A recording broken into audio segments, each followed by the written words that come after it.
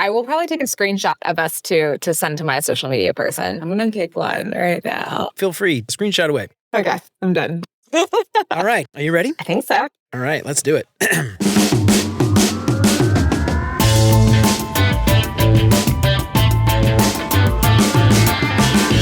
What's up, UX fam? How's your mom and them? Welcome to another episode of Beyond UX Design. I'm Jeremy. If you're new here, welcome to the show. I am super stoked to have you. Before we jump into the normal stuff today, I want to give a shout out to Adam for leaving some awesome feedback for the Beyond UX Design book. Don't forget, if you get the book from beyonduxdesign.com/book, you'll leave some honest feedback. You'll get a chance to win a shout out on the show just like this one, or even a free book. So head on over to beyonduxdesign.com/book and get your copy today.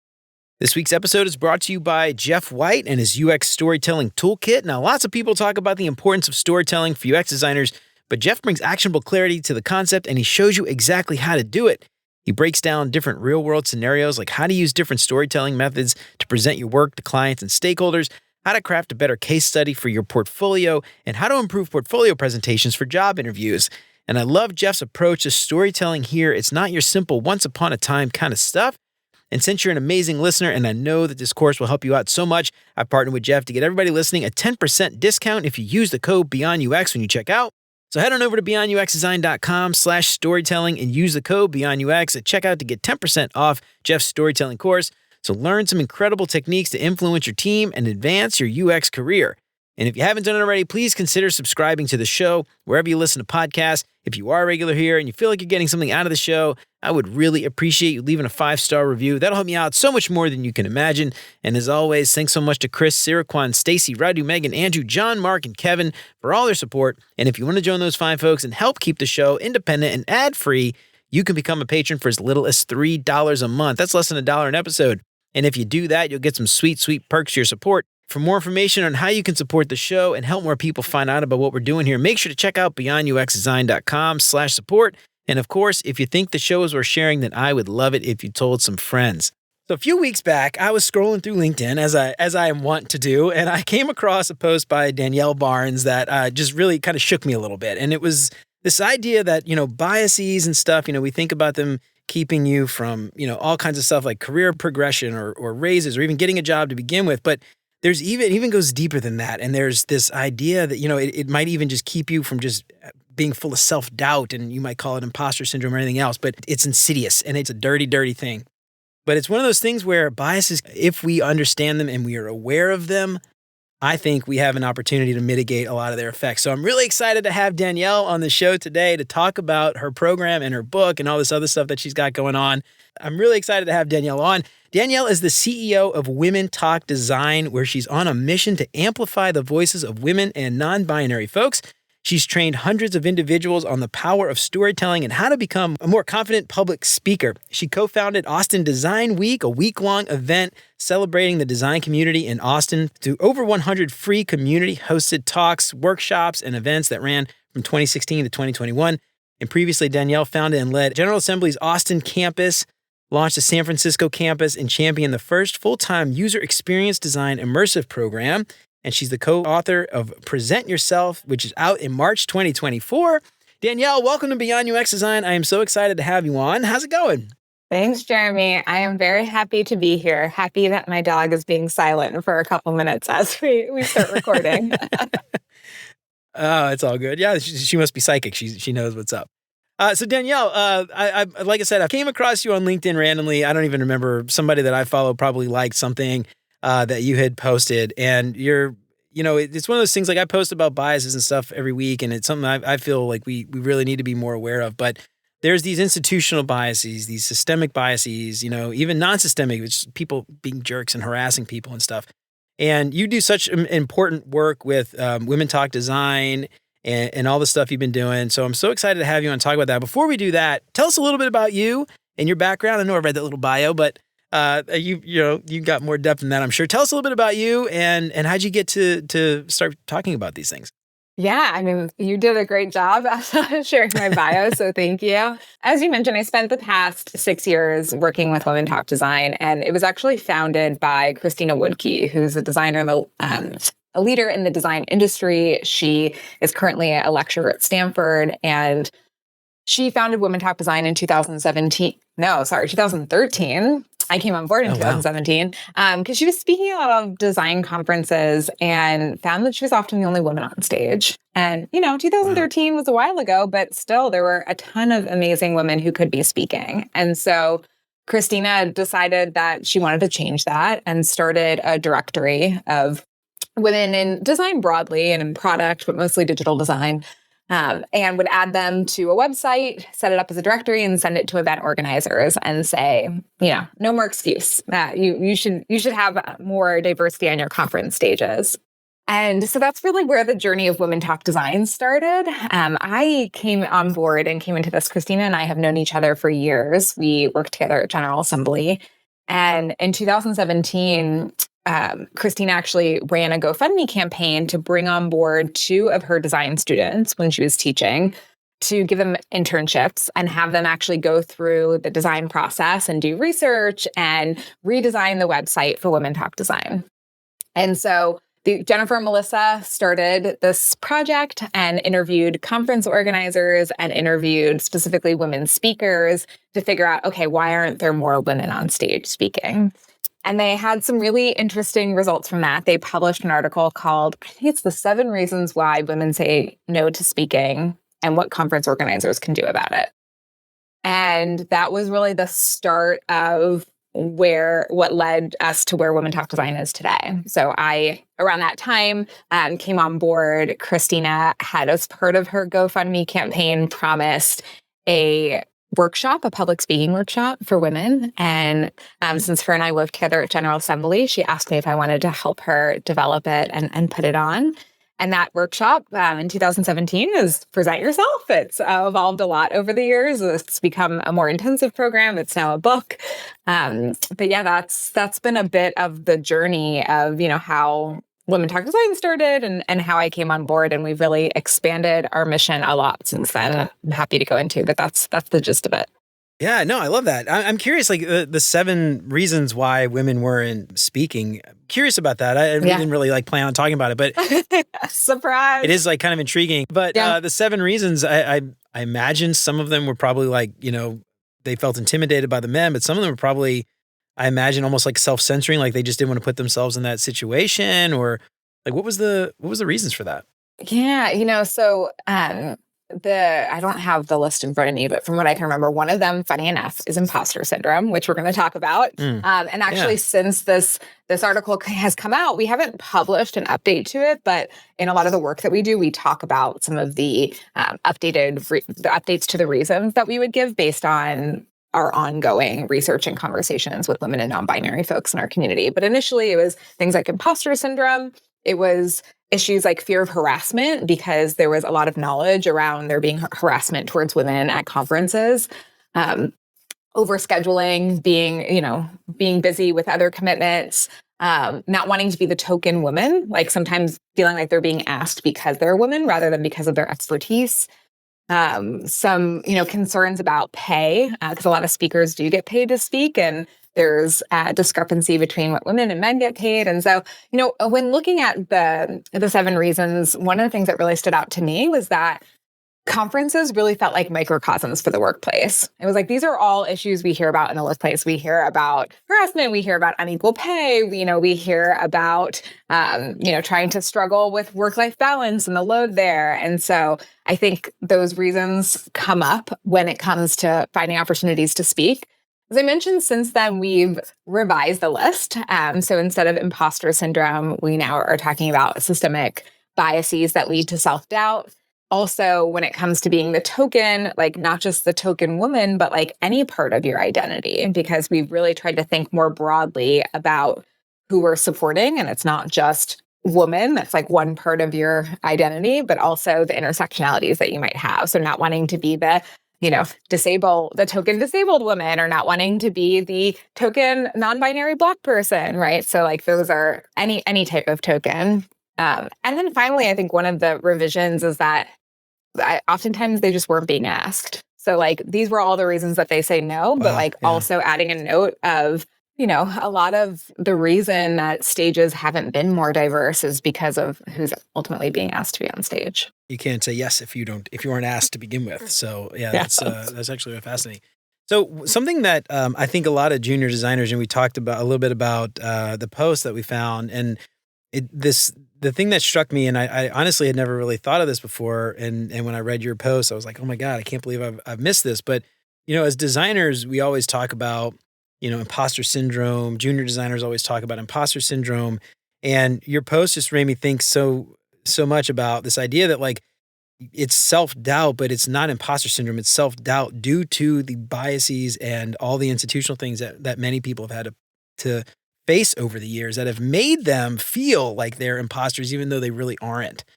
And I'm curious, like you mentioned in your post that you realized that you didn't mention imposter syndrome once in the entire book, but you did speak to the themes. And can you talk a little bit about that?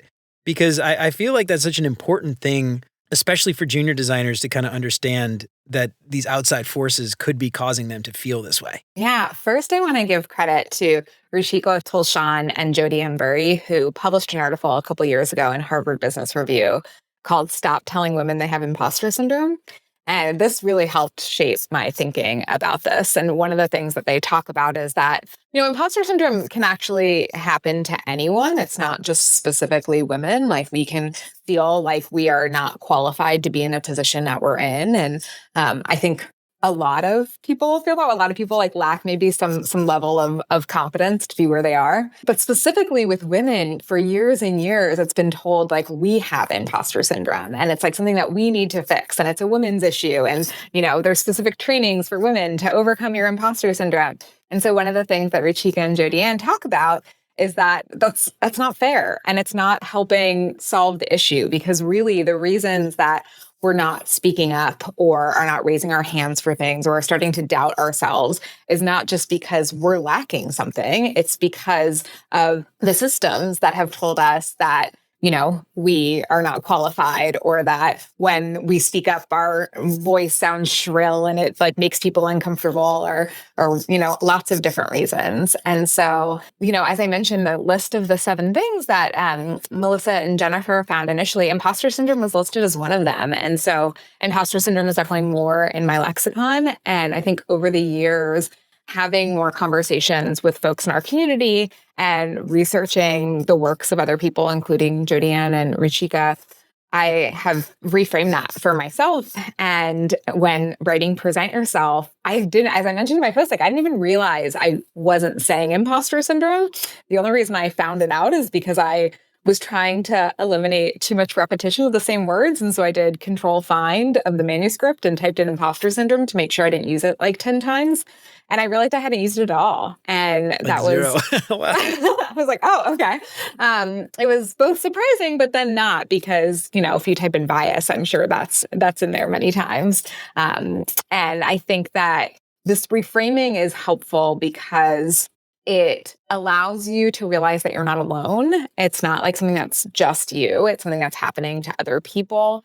It helps you then figure out like how you might navigate the situation. And it's like, okay, I don't need to change and be something different. I need to figure out how I can still be successful within this system while at the same time working to change it and trying to find like advocates and allies to help change it as well, which is, I think, something we're going to talk about. Yeah, we're definitely getting into that. Before we do that, I would love to talk a little bit about your book, because I do think that there's it's a valuable resource for sure, and the program as well.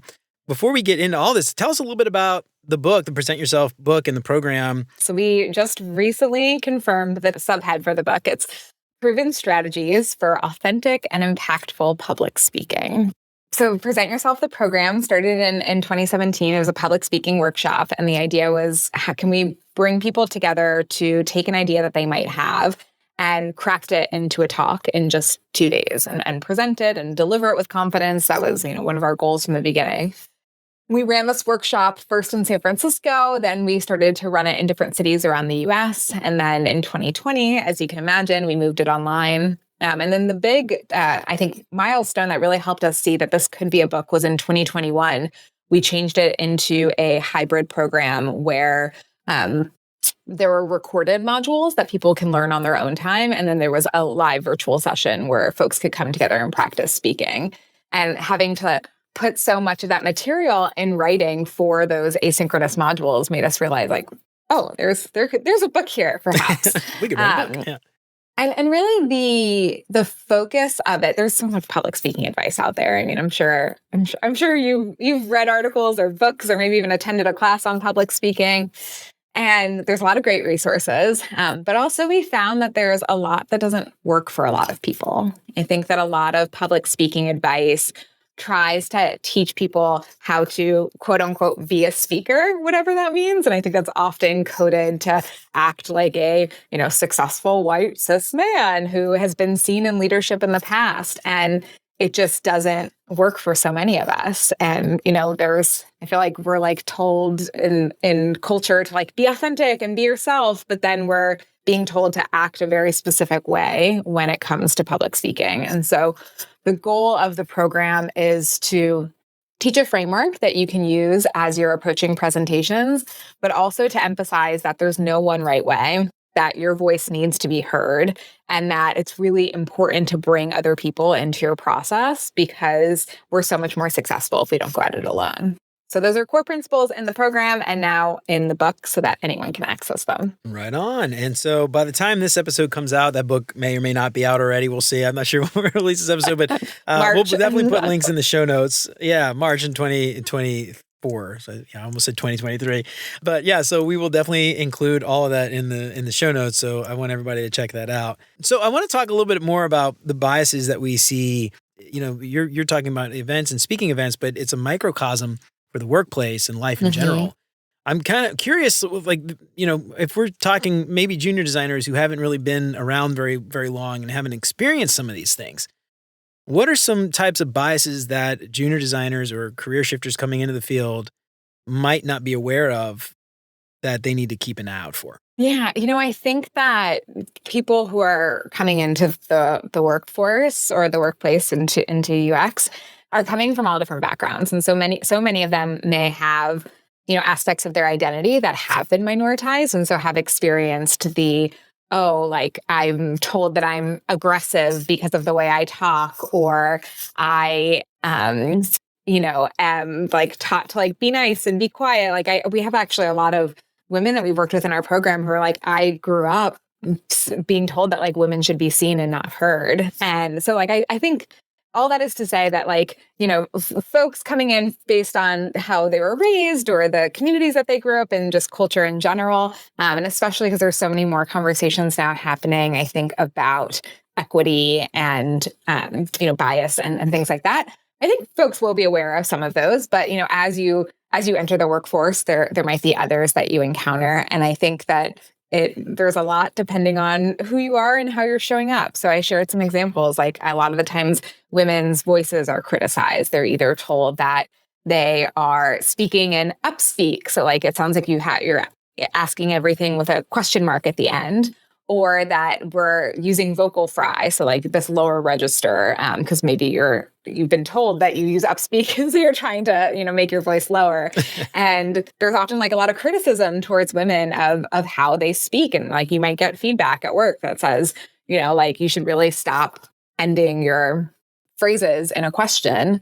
Adam Grant actually shared some interesting research on this. He is a organizational psychologist and talked about how when women are doing these different things, like speaking in upspeak or are using what's called more like weak language, like instead of being really assertive about things, trying to say like, if it's okay with you, he says like, they're not dumb when they're doing that. It's because when they've acted the opposite way, they've been criticized for that and they haven't been able to get what they want. And so it's this like tricky place to be in, is that if you are acting more assertive, there might be some biases against that. But then also if you are trying to not be as assertive, to not run people the wrong way, there might be other consequences that you face from that. It's tricky. And I struggle with talking about all this because I think it's like, okay, I'm in a rock and a hard spot. Like, what am I supposed to do then? And I think that's why, for me, it's really important to not try to change who you are, to be aware of these biases and that they exist, and to know, okay, well, if I am getting a certain type of feedback that could, be through that lens, and try to figure out, okay, like what can I do to still have my voice heard, to still find places that I'm comfortable sharing my ideas, to find advocates who can help me be heard, rather than just saying, okay, well, there's a lot of biases that are working against me. I'm just not going to say anything. It's hard.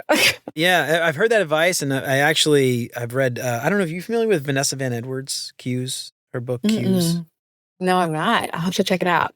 I love book recommendations. Well, she's. I've got her book right here. I actually did an episode on it a while ago, but she does give a lot of that advice. And one of the things that I'm hearing you say, and I think this is the important distinction. It's not that you should continue to speak with the weak. I don't know. Did you say weak language or the meek language? Maybe is a way to put it, or the up talk at the end. It's that realizing that you're doing it because of the biases, and you're doing it because you're trying to not seem aggressive, or you're trying to seem like the nice little lady who like doesn't want to put a man in her place, or you know what I mean? And it's like speaking more aggressively, not because you have to speak aggressively, but it's to realize that you were not speaking aggressively because you didn't want to come off that way, because men are intimidated by it or something. You know what I mean? Is that the right way to think about it from your perspective? Yeah, I think it's this level of awareness that allows you to make more intentional decisions. Like you can say, okay, like maybe I don't want to be a very like loud, boisterous speaker, because like that's not who I am and that's not what I want to do. But I'm aware that, I am the way I am for XYZ reason, and I can decide what parts I want to change or adjust or grow or develop, knowing how the world works. The thing that I struggle with too, and I'm a man, like I can imagine like a minority or a woman having a similar problem being in a corporate environment with a bunch of white men all around a boardroom or something. And I know I struggle with like speaking and stuff. I can't imagine what it's like for other groups. But one of the things that I'm hearing, and this is something I guess I'm very privileged to never have to deal with this, I guess, but it's like one of those things you're like rocking a hard place, like you said, a catch-22. You know that speaking that way makes a man think a certain way about you and gives off certain, an impression. But changing it and being more assertive, and it has like sort of the opposite effect, where then they are against you because they are intimidated by you. And you know what I mean? So it's an interesting conundrum, paradox, perhaps. Like, how do you deal with that? I don't know. I'm curious, like from your perspective, what is the advice there? Because you don't want to continue to be that way, but then you also screw the men in the room. I don't know what better way to say that, but I think one of the things I want to clarify is it's not just men who perpetuate biases, right? Like I think we all do. A lot of actually, there's been a lot of studies on how like a lot of women have held other women back in the workplace, because it's like, oh well, I had to fight to get here, so like I don't. And gosh, I'm struggling with this conversation because it's both so important, but I'm like so afraid that someone's gonna listen to it and be like, oh my gosh, I am screwed to go into the workplace, right? Like I'm just gonna be up against all of these barriers. And there's always this question of like, is it worth talking about or not? And I think it is, because I do think that whoever you are, if you're making a career transition and you are older in the workplace, there's ageism exists, right? Like, so that's something that you might come up against, or again, other parts of your identity might come up. And I just feel so strongly that I don't want people to feel like it's just me and there's something that's just wrong with me. And I think that part of it could be in the interview process when you're interviewing places, like paying attention to how you're treated in those processes, who else is in the room that's there, to see, okay, like, am I the only that looks like me? Or are there other people here, who have different identities that, I can maybe even talk to and ask them what the culture is like here, truly. Like maybe that's a conversation that I can have. So I don't think that if you're entering into the workplace and you are from, with a background that has been minoritized, that you are just going to have a miserable time all the time because all of these biases exist. I do think that, there's so many people who are working on being aware of them. There are a lot of companies that are trying to really invest in making their cultures more inclusive and, doing different trainings and development for their team members. Yeah, I feel like I'm maybe No, it's talking fine. around the answer that you said. It's hard. Yeah, I imagine that there's like a balance, and it's always contextual too. It's understanding, and I think there's a certain level of this to know when there's a bias at play, and when the people doing it are unaware of that bias and would be willing to change if they were Mm, if it were brought to their attention yeah, versus this sort of malicious, I don't know what you might call, there's probably a word for this, but that malicious intent when it's just not the really a jerks, bias at that point, it's just a jerk or somebody who just like harassment. Yeah, some misogynist or something. Right, harassment. yeah, And I'm curious, is there, maybe this is easier to talk about when you have these two very specific things, but is there something somebody can do in that situation when they are realizing, I'm speaking up in these meetings and no one pays attention to what I'm saying? And yeah, trying to address that without, again, a woman is going to be seen, oh, she's always like being so emotional is what you hear a lot, right? Or, stop being so emotional, just, chill out or whatever it is that a man might say. I'm curious, what advice might you have for somebody in that situation, especially a junior designer who might not have a lot of clout, yeah. not a lot of authority to get their voice heard because, that's going to be like promotions and raises and things if it, it's not, they're not noticed for these things, right?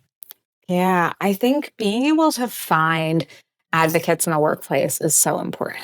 And, if you're starting a job and maybe it's not even just your manager, maybe it's someone else who's at your level, maybe it's someone who's a manager of a different team, but being able to build those relationships early on and figure out, who is someone who, I know allies are talked about a lot. And I like the term advocate instead because it's like, I'm not just standing by your side saying like go you, like I'm advocating on your behalf, which I think is really important in situations like that. So finding those people early are helpful. I think, when especially if you're in the meeting with that person and if they know, okay, like, hey, I tell them I've often tried to get a word in meetings and I've had a hard time, so like I would love your support there. And so maybe they'll see me trying to say something, I'm being talked over, and then, Jeremy, let's say you're my advocate, you might say, hey, Danielle was actually trying to share an idea here. Danielle, can you share that again? And have them Mm-hmm. then speak for you. I think, you can also do this on behalf of other people and try to just create that culture within the meeting. So maybe I am someone who's often spoken over, but I see, Jeremy, like someone else is talking over you, and I'm going to say, oh, wait, I feel like Jeremy was trying to get a word in. Jeremy, can we hear from you? And, I think modeling the type of behavior you want to see can be a good way to help make other people aware and want to change it. So Yeah, there's a I bunch of love that. different little techniques that you can do, and depending on the situation. So like I'm in a meeting and I'm being spoken over or not being heard. It's having other advocates, being able starting to create the culture for others. There you can have go back after the person's interrupted you and say, I actually wasn't done speaking, and then continue to share what you share. So yeah, a couple different approaches. I think some that are more bold and some that are just still trying to make sure you're heard without then speaking over the other person and saying, actually, Jeremy, I'm still talking, right? There's different ways to approach it. I haven't finished yet. Why are you Yeah. talking? Yeah. Yeah. That's, I've been in so many meetings over the course of my 20 some odd years in the professional world where that is just, it happens so often. And, now it's a little bit easier. Well, I don't want to say easier, different being remote where, you could put your hand up on Zoom or whatever, or you can interject, and it's a little quieter, but then it also at the same time can get really hard when everybody's talking. I've been on Zoom calls where it's even worse than it was in person because people are just talking and, nobody can even see that someone else is trying to talk, Yeah. it's hard. It depends on the team that you're on, I guess. But one of the things I am kind of curious about is in this remote world now where tons of teams are remote, visibility often, helps get you seen and everything else, raises promotion and all that. I'm curious, biases that you've kind of come across in the last couple of years since COVID, when we've been more remote, that have maybe impacted people, one group of people more than others. Yeah, that's a good question. I remember actually reading a lot about this. earlier on when we all moved remote, there was an article, I think it was in the New York Times, about how like remote meetings are thought to be like, people thought they were going to be the great equalizer, and sometimes just made situations even worse because if I don't actually know if this is still the case, but like, if mics are picking up differently, this is, oh gosh, now I'm getting distracted on the tangent. Just thinking about mics and actually how initially with the microphone, women's voices were not picked up when microphones were first invented, because Really? they were Oh, wow. like I didn't know designed that. specifically to, like help amplify men's voices. And there's some research pointing to like that might be why we don't like the sound of women's voices. We as a society, quote unquote, don't like the sound of women's voices because like the radio and like mics initially were designed for men's voices. Anyway, that was an aside of, who, I mean, and because part of it too, and I don't actually know which mics get picked up more, but when we're talking on a remote call, you don't hear multiple voices at once. And so like some of those are going to get picked up over others. And so might be, harder to be heard if people are interrupting you or again, trying to get a word in. I also think that people have different communication styles. And I think that it's so easy to schedule a Zoom meeting or a remote meeting that there's not necessarily the intention that's put into, oh, we're taking up people's time. And like, I want to be really intentional about how I'm designing this and setting this up. And so, you might have a meeting put on without an agenda or, without clear goals. And that can be really hard for someone to say like, okay, well, I don't know how I'm supposed to contribute in this meeting or how I can prepare for this meeting. And this isn't just women, right? I'm just talking about anyone in general. I think like accessibility is another piece of it. There are captions. And so, if someone needs captioning, I think folks might think like, oh, well, they're good. Like there's captions, but they're imperfect. And I think that can also be a barrier for folks who are participating that, might be hard of hearing or deaf. So yeah, I don't have as much like research or insight into the specific challenges for remote, but they're still there. Yeah, for sure. I wonder if anybody's doing that. It seems like there's got to be a team somewhere doing that. But I think about too, cameras, turning your cameras on. Generally speaking, obviously, like a man can just like get right out of bed, throw a hat on and turn the camera on. A lot of women are not going to want to do that, right? They're not going to want to just turn the camera on. I used to work with a woman who was Muslim and had a headscarf. And so if she didn't have the headscarf on, she wouldn't turn her camera on. And I actually had another colleague, a man, be like, I've never seen her face. Just like passing comments like that. It's like, well, because she's Muslim and she doesn't want to put the thing, it's like, anyway, so there's all those like, I think like even too, when I've heard so many times, like, and it's a lot of times, executives, cis white men, turn the camera on, everybody put your camera on, I can't see your face, where's everybody, stuff like that. And then there's that one person that doesn't have it on and they're the odd person out. And, it's little things like that I feel like as a leader, read the room, and know who's on the call. And a lot of people just don't do that. Yeah, it's hard. I think that there are so many power dynamics at play. And I think that oftentimes leaders don't always recognize that. I was leading a public speaking workshop and the CEO came in and, we asked since he was there, like, oh, what's your public speaking advice? And he was like, just be yourself, say whatever you want to say. Like everyone will like love you and embrace you. It's like, yeah, if you're the CEO of a company, maybe. Sure, like, yeah. I don't know that advice really applies to everyone. Yeah. You'll get a standing ovation every time.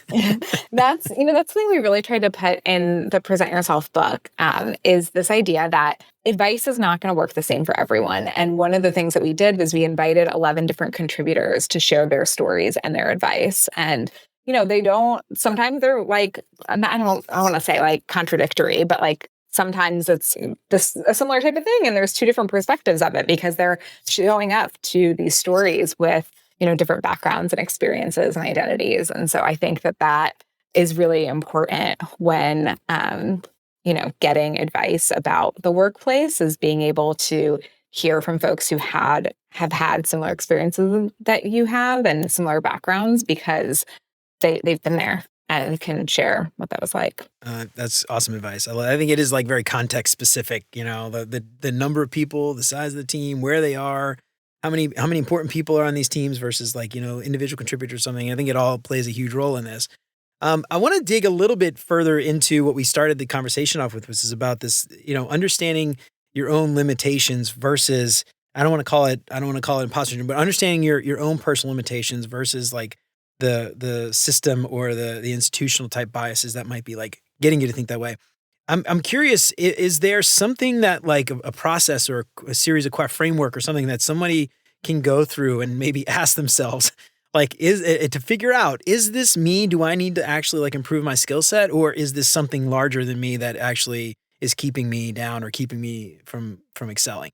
Yeah, I think that that is a good question. One thing that initially comes to mind is like, is this a skill set or is this a personality trait, right? I don't think of voice being a skill set. Like, yes, and maybe vocal production coaches would disagree with me because there's ways that you can use your voice, but like, how your voice sounds is not a like workable skill. Whereas, when you deliver your presentation, having a call to action at the end of it, like that, great. Like that's super actionable. That's something that I can do. And so considering like, is this a piece of feedback that I'm getting that feels more part of my identity or who I am or a trait, or is this something that is a skill that can be improved? I think that's one lens of approaching it. I think also having these advocates in the workplace, someone who's not your manager to be able to do a check with, and maybe not even at your company. I think joining different groups and communities where you can just get that other check of like, is this just me? Is this, has anyone else heard this before? I think there's a lot of really amazing communities. There's, within UX, there's Ladies at UX has a lot of local chapters all over. I'm thinking, I know a lot of specifically women's ones because of who we work with, but there's tech ladies, ladies get paid. And, there's other groups that aren't just specifically for women. I know that there are some specifically for career transitioners, but having just that community or that group to be able to help like, how can I think about this outside of just myself and how I'm feeling in this moment? The thing I heard you say too is finding, sponsors or allies or mentors or something like that to kind of talk through some of these problems, and someone who has more experience, who's been there, that can say, no, that is definitely not you. Or, yeah, I think, you might need to work on this thing. I think that's such an important, I heard, I know we talked about allies. I heard recently someone say sponsor, like finding a sponsor or somebody who's willing to kind of speak up for you and advocate for you, advocate Yeah. when you're not around. One of the things that I'm kind of curious about is like junior designers, especially, they get to a company, they often think like, oh, I'm done networking. I got the job. I don't need to network. Mhm. But, that role of internal networking, can you speak a little bit, and maybe this is even external networking too. We talked about the role of in a specific, a role of a sponsor in a specific setting, like a meeting, but can you talk a little bit more to how sponsors or allies or advocates or mentors can help here? Yeah. I mean, I very much appreciate what you just said of like your networking doesn't stop when you get the job. And actually, I think when you first start a company, it's such a great excuse to reach out to as many people you can that work there because it's, you have that. I'm new, I'm starting, I want to learn, I want to grow. I think you can do it at any point when you're working at a company, but that's a great excuse when you're first getting started. Yeah. And, I don't think that you necessarily need to go to someone and say like, hey, Jeremy, will you be my mentor? Or like, will you be my advocate? But it's about building relationships in the workplace. So especially I think folks who, as you're starting to just meet as many people as possible in the workplace, you might see, okay, who do I feel like I have a good rapport with? Who is someone who has maybe had a similar experience or background that I do that I feel like I, might be able to relate to some of the challenges or questions that I might have and continue to follow up with them and check in. And you might even ask like, as I'm new here and, as I'm continuing to learn, like, is it okay if, I check in with you every once in a while, or can we like, set up a meeting once a month to check in or whatever that might be. So, I mean, you could say, will you be my mentor? But I don't know. I don't know enough about how people respond to that. I think it's, I know all the mentors I have been a little bit more in informal capacities. And then also, outside of your specific company, I think is also really important. Like those people that you were talking to as you were job searching, follow up with them, keep them updated of where, you landed and what you're thinking about, and, sharing your journey with them, asking them questions about themselves. People love to talk about themselves. So I think that, it's important to maintain those relationships even once you're in a job. Yeah. And when I think about this whole, like, is it me or is it the system? Something that I think is worth noting is those people, especially if they've been in the company for a long time. I don't know if this is a bias. This is probably a bias, but they get used to whatever idiosyncrasies, either good or bad of that company. They just kind of assume that that's the way it is. And, it's just our company, whatever. And if you get an outside perspective, they'd be like, they did what? Why would they do that? It makes no sense. No one else does that. That's like crazy. So, I think there's an opportunity to have like a both internal and external to get a different perspective, because those people that have, especially the veterans at 20, like last place I worked, they had people that were there for 25 years. Yeah. There were some people that's its only place they've ever worked was that one company, and they don't know what it's like outside. And so I think that's an important perspective to get to, is to sort of compare and contrast. Like, is this normal? Should we be doing it this way? Yeah. Or is this something that we're just, screwed? I don't know. Yeah. And, I know earlier when we were talking about like biases and them being systemic, it's like there are biases that exist in our society. There are biases that might exist within certain cultures. There are biases that might exist within your company. And so, and then there's like just harassment that might happen. That is like, someone who is just harming you, and not necessarily like has some, I don't know, there's probably stems from some bias initially, but it doesn't make it okay. And so, yes, I agree. I think having that outside check can be really helpful. One other thing too with this internal networking, I think this is something that a lot of people, especially designers, they think like, I'm just going to stay in my lane, design my thing.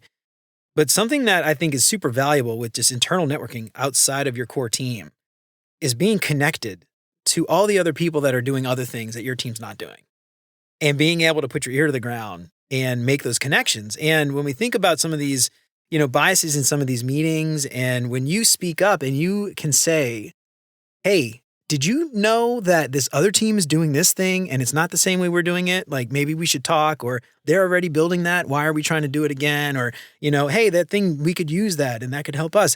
That adds a lot of credibility, I think, to especially a junior designer who otherwise probably wouldn't have that kind of insight. And having those conversations internally, it adds a lot of credibility to you to be able to solve problems and connect dots and all those other things. I think that's something a lot of junior designers never really think about. Yeah. But that's something I advocate for all the time, is like, talk to everybody, because beyond the mentorship stuff, like it'll just help you connect dots, grow your career, all that stuff. So anyway, that's just something I think's worth calling out. I think that's a great point. And to what you mentioned before about the challenges with being remote, is I don't think that stuff happens as naturally. So like, when I worked at my last company and we were in an office, I would walk by the legal team and like I, developed a relationship with them. And so you just, doesn't mean that it can't happen remotely. You just have to be more intentional about, if there's Slack channels that involve other groups, hanging out in those spaces, or specifically asking for someone to have a virtual coffee date or talk to you, because I don't think it is as easy when you're not in the same place. Even though there are a lot of benefits to being remote, I'm pro remote working, but it is a challenge. I know. I miss the water cooler chat. I actually have this anecdote I tell people all the time, but like I was in the break room at my old office. This was before COVID, and I was eating lunch. I was by myself, like reading a book. I don't remember what I was doing. Sitting by myself, and the table next to me were two different developers from my team, and they were debating about the users or something in the app we were building. And both of them were totally wrong. Like neither one of them was right at all. Like completely wrong understanding of what we were building, why we were building, and all this stuff. And I was like, oh my God, we've got a problem. And then we did this survey thing. We found out like 86% of our engineers had no idea what the users were doing in the tool, which is a huge problem, I think. So anyway, I just think about this. If we were remote, I would have never heard that conversation. Like that would have never been something I would have overheard because it would have been in a DM somewhere, you know? And I don't know, there's just so much value to that. But then again, I love sitting on my couch in my slippers. I got my slippers on right now. I'm like just hanging out. You know, so anyway, being able to drop in, but I love that stuff. The last thing I want to talk about, we've been talking for a little while. I know I got to get you out of here. You probably got some stuff you got to run to, but one of the things I want to talk about as people listening to this, maybe, you know, cis white dudes, that don't feel like they're being affected a lot by these biases, but they could be allies, they could be sponsors and help. What advice do you have for people listening to help with this situation and improve their workplace or conferences or whatever it is that they may have opportunities to help influence? Yeah, you know, we've spent a lot of, I'm glad you asked that, first of all, and we spent a lot of the past 6 years with Women Talk Design working to give the tools and the information to women and non-binary folks to say, you know, this could be happening to you. It's good to be aware of it. And here's what you can continue to do to have your voice heard. You know, you deserve to be the sex, but you still deserve to be heard and like speak up.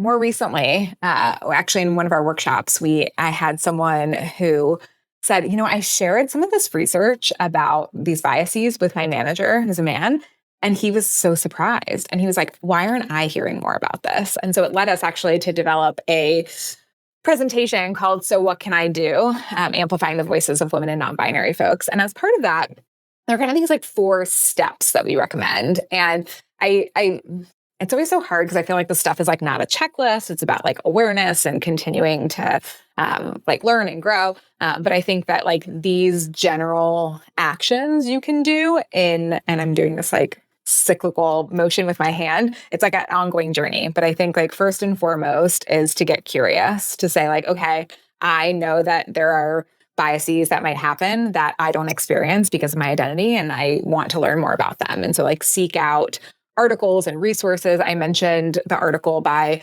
Jodie Ambury and Ruchika Tolshan, Stop Telling Women They Have Impostor Syndrome. You can check out the Women in the Workplace McKinsey report they put out with Lean In every year. It talks a lot about women's experience in the workplace. Sarah Wachter-Butcher is a really amazing leadership coach who talks both about like supporting leaders, but also some of the biases that come up. Vivian Costello, thinking about folks specifically in the design world. So get curious is one. I think the next thing is making space. So, you know, taking actions to actually carve out the space for folks to be heard who might not otherwise. Amplifying their voices. So when you're in the meeting, making sure like, okay, let's get Jeremy's idea across. And like, that's not going to be by me saying it, but it's calling on Jeremy to share his idea. And then listen to what folks who are experiencing these biases face. And like, if someone is speaking up or trying to share their idea, to actually listen to it and then go back into the cycle of continuing to get curious and learn. So those are my 4 pieces of advice: is get curious, make space, amplify, listen, and then continue to do it all over again. Yeah, I think the worst thing that you could do is like explain it away and just say, oh, it's not happening. Oh, I don't see it, so it mustn't be true. And I think this is something that I've definitely been guilty of in the past, and it's taken me a long time. It helped that I married a feminist, and she very much reinforces this all the time for me. But, you know, just because you don't see it happening does not mean it is not happening to other people, you know? Yeah. And I think recognizing the privilege that you have as a cis white man, call it woke, call it whatever the hell you want, I don't care. But, you know, it is a fact that certain people are privileged and can do certain things that other people simply cannot do or can't do easily or as easily as we might be able to do. Yeah. And I think that's like, for me, I don't know, that's like been a huge part of it, is just, you know, I might not see it, doesn't mean it is not happening. Yeah. I know that, and I appreciate that. And I know that you keep talking about like being a man. I'm a cis straight white woman. And like, there are a lot of biases that I don't specifically face or, you know, things that haven't happened to me. And I've spent a lot of time having conversations with folks from all different backgrounds, from, you know, reading their work, attending training so that I could better understand this. And, you know, I'm still learning all the time.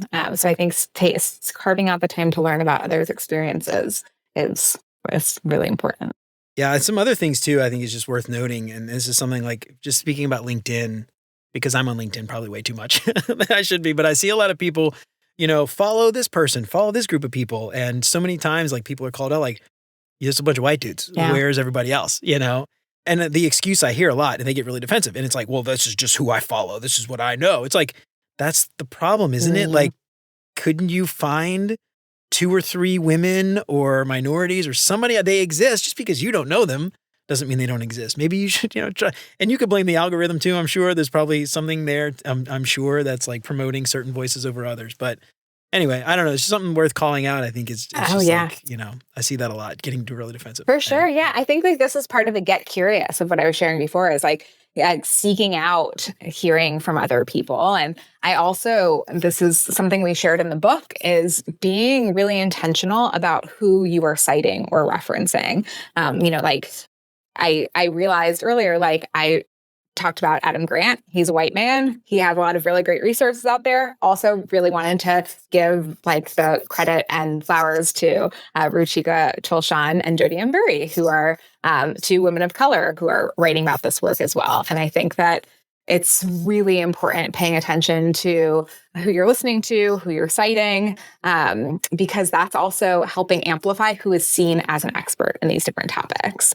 And it's just like a perpetual cycle. And so, yeah, that's something that I'm glad you brought up. And I really want people to pay attention to, is like, who are you listening to? Who are the books that you're reading? Who are the people that you're citing in your presentations? Because that's ultimately helping reinforce or change the system. Yeah, absolutely. Yeah, just like I think as an example for anybody out there, like as something a white dude could do, this is something I do. One, I wanted to have you on the show to talk about this. I think that's something, honestly, I'll be honest, I felt a little awkward. It's like, I'm a white dude talking about like biases and stuff, and I'm like part of the problem, I guess. And like, but then I'm like, but if I don't talk about it, like nobody's going to hear it. So, I think that's a really good example. Something else that I also do is I turned off on LinkedIn. I don't go to the home feed anymore. Mm. I like click the little bell on people, and I use my notifications as like my home feed. So I actually see like only the people that I want to see. And I realize like that is an echo chamber, because that only becomes like the people that I want to see, that I've specifically said show me their posts. So I have made it a point now to like go out and find. Yeah, I've almost done like an audit of who I follow. Oh, yeah. Like, that's a good like idea. looking at it like, not even just white dudes. It's like American white dudes, like North American white dudes. It's like there's nobody from Europe. There's like, so like I'm going in, I'm like, I don't have anyone from Asia. I don't have anyone from South Asia. I don't have anyone from Europe or Africa or wherever, And I think that's like something really, was just like you said, be curious. And I think that's like a good example. A lot of people just like let the algorithm show them who they're going to, learn from. And let's be real. A lot of people are learning from the algorithm and Twitter and TikTok and Facebook and Instagram and LinkedIn, and even all these places. They're seeing these content creators that are creating a lot of times really great content, but it is, often the same the same people. So anyway, I think that's just maybe something I've kind of seen, and I think it's worth calling out. Yeah, for sure. Anyway, I'm glad you brought that up. Awesome. All right. So before we get out of here, I've got 5 questions that I like to ask all my guests to help my listeners get to know our guests a little bit better. But before we do that, give yourself a plug one more time, the book, the course, all that stuff, and tell us where we can find you. So Present Yourself is the name of the book, name of the course. If you go to womentalkdesign.com/book, womentalkdesign.com/present yourself, you can access either of those. The course runs a couple times a year. It's completely remote. And the book is coming out March 2024. And the piece that I really want to highlight about both of these, actually talking about following folks that, may have a different background or perspective from you as you do. There are guest speakers, guest contributors in both of these who, live in different countries around the world, who have different backgrounds, different identities, and are awesome people to follow. And so I hope you all will check it out. And really, I think we didn't spend as much time talking about this, but something I want to emphasize is that I truly, truly believe that everyone's voice needs to be heard. And I think that this is something that when you're starting off in a career, thinking about like folks that are new to UX might think like, I don't have anything to share yet. And I disagree. And that is something that is in the book. It's something that is in the course, is that regardless of where you are in your career, you have something to share. And I hope that even if you don't read the book or take one of those programs, you know that, and dig in and start to share your ideas and stories. I love that. Yeah, that's such a great thing to call out too, because like you might be saying, well, I just graduated. What do I know? Well, there's somebody like that's about to graduate that would love your opinion. I just started school. There's somebody who's looking to start a school and would love your opinion on, what it was like, whatever it is. I mean, there's always somebody behind you that, you might not be able to give them management advice or advice on like, how to do whatever because you haven't done it yet, but there's somebody that's behind you that would love that advice. So I think that's great calling out. I really appreciate that. All right. First up, what is your favorite non-design book? Oh, goodness. I'm like very biased because I'm looking at a bunch of books right near me. I have a lot of them. What is my favorite? I love in memoir and I love personal stories. And so I'm going to give a plug for this one right now. I don't know that it's my favorite, but I'm going to give a plug for it. It's called Hungry Hearts, and it is short essays curated by Jennifer Rudolph Walsh, and personal essays from a really diverse group of people talking about, what it means to be human. Ooh, I love that. All right, awesome. Yeah, that sounds really good. I'd have to check that. What was the name of it? It's called Hungry Hearts, and it was curated by Jennifer Rudolph Walsh. Yeah, I think one of the ways that I feel like I have learned more and more about people who have different backgrounds or identities than I do are reading their personal stories. And so like this, Chanel Miller's Know My Name, what is it? Disability Visibility. I'm blinking. I can send you a link to it to put in show notes if you have those. But I think that's such a great way to learn about other people. Yes, I love memoirs. Yeah, I agree. What better way to hear it directly from them? Mm-hmm. All right. What is your favorite non-design podcast? I listen pretty religiously to We Can Do Hard Things. It's a podcast by Glennon Doyle and Abby Wambach and Amanda Doyle. Yeah, so good. Yeah, my wife got me turned on to that actually, and that was a good one. That was something that we like tried to like instill in our kids. Now it's like I can't do blah, blah, blah, I can't tie my shoe. Like you can do hard. You can do hard things. Yeah, and they also do such a great job of bringing in a bunch of different guests. And I've learned about so many people and I've bought in their books and read from them. And so, they talk about just tough topics that a lot of us face. Yeah, and it's funny because like I tell my kids that, and then I'm like to myself like I complain about stuff all the time too. I'm like I can do hard things. Yeah. You can tie your shoes. I can do this. Good reminder. Yeah, exactly. We all need it every once in a while. Mm-hmm. What is your favorite meal? This could be something you've cooked, something your grandma used to cook, something you had at a restaurant somewhere. Favorite meal? Something that some of our friends have been doing recently. We have this cookbook by Odolenge. It's his last name. He's a chef. And what we've done is Odolenge meals. So we all cook something from his cookbook. And it's, I don't even know if it's like Mediterranean, Middle Eastern, kind of inspired type of foods, lots of veggies, lots of herbs. And I think it's both like the food itself is delicious, but also the meal itself is like the community. It's all of us coming together. Yeah. Yeah, that's part of it. That is part of it. It's not always about the food. That's why I say meal and not food. I know. When you said that, I was like, I was originally thinking food. I have to correct this now. Yeah. Actually, I asked somebody once and they said breakfast. I was like, okay, fair enough. that's all right. I do like breakfast is your favorite meal of the day. All right. Yeah.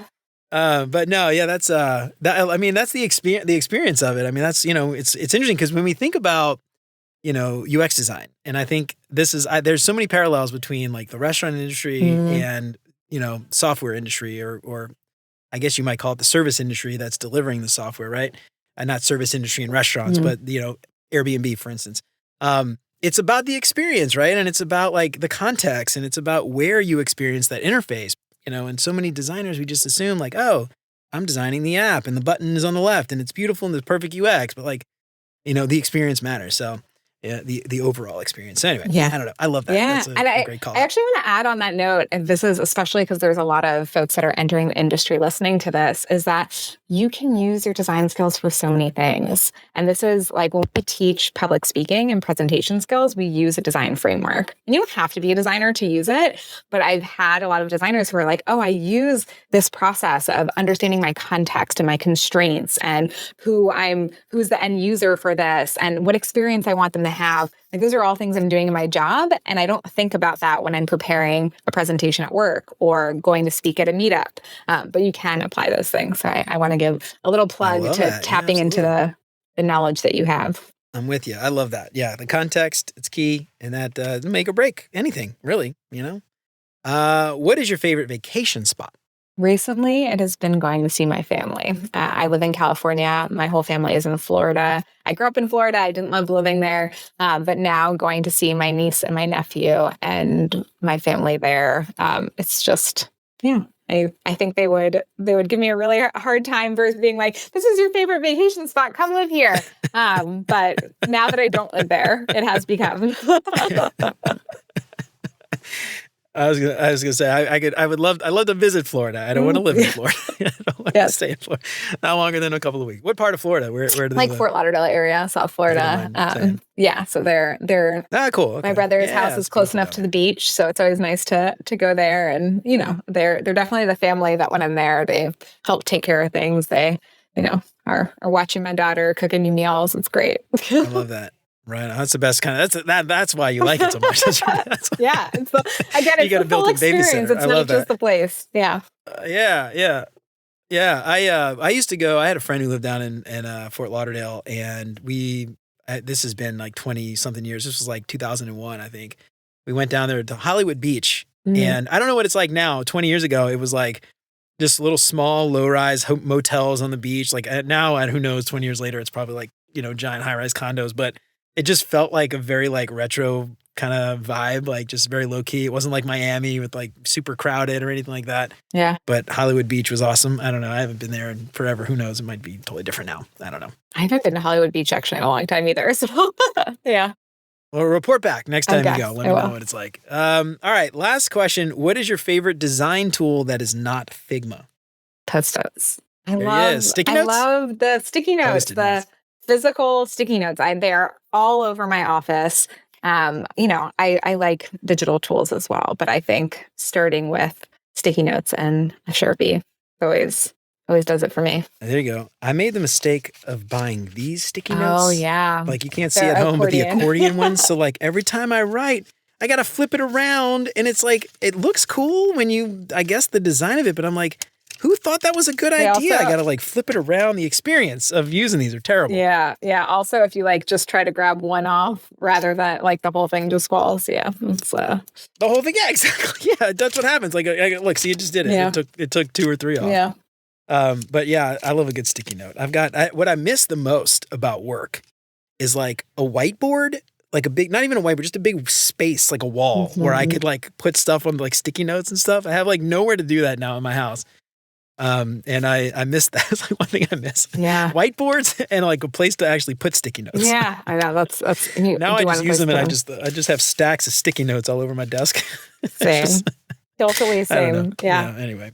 All right, Danielle. Well, this was awesome. Thank you so much for coming on. I really appreciate this. Thank you. Remember, everybody out there, it might not be you. It could be the system that you're in, keeping you down. Make sure you find those biases, see what you can do to mitigate them. And if you feel like you're empowered and you have some privilege and you can change some stuff, do not be afraid. Get in there and make some change. It's great talking to you, Danielle. Thank you so much for coming on. I really appreciate it. Thanks so much, Jeremy. Well, all right, y'all. That's it for Danielle and me for today. I hope we helped shed a little bit of light on these institutional biases, these systemic biases, the ones that make you feel like you're an imposter. You really got to ask yourself, is it you or is it the system? Is it these other things, these biases that have been kind of holding you back, keeping you down? Sometimes it is you, but other times it's probably not. And again, if you have the capacity to be a mentor, to be an ally, to be an advocate, to be a sponsor, please do it. You have an opportunity to help. Do not let that pass you by. Have you experienced any of this in your work or even in life in general? Let me know what you think on LinkedIn or shoot me an email at hello@beyonduxdesign.com. I'd love to hear from you. And if you like what you heard today, don't forget to subscribe wherever you listen to podcasts. If you feel like you're getting something out of the show, I would love it if you left a 5-star review. That'll help me out so much more than you know. And if you know somebody who might find any of this stuff useful, then why don't you tell them about it? That would be fantastic. One more shout out to Adam for leaving some fantastic feedback for the Beyond UX Design book. Don't forget, if you pick up the book from beyonduxdesign.com/book and you leave some honest feedback, you'll get a chance to win a shout out on the show just like this, a badass holographic Beyond UX Design sticker, a free book, or even a chance to have a one-on-one with me. So head on over to beyonduxdesign.com/book and order your copy today. And if you want to help keep the show independent and ad-free, check out all those Patreon sponsorship packages at beyonduxdesign.com/support. You can join Chris, Siraquan, Stacy, Radu, Megan, Andrew, John, Mark, and Kevin by supporting the show for as little as $3 a month.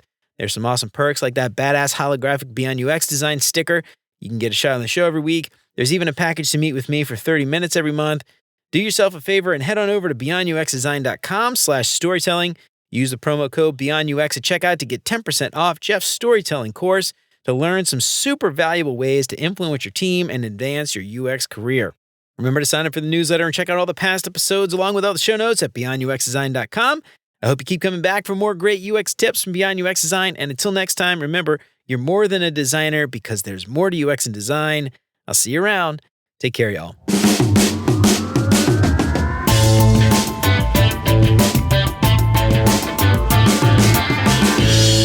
I was just looking at when this is going to be out. I'll be perfectly honest. I'm so bad about like organizing and scheduling. I'm looking at you being episode 80, which would be May. Okay. So the book will be out by then.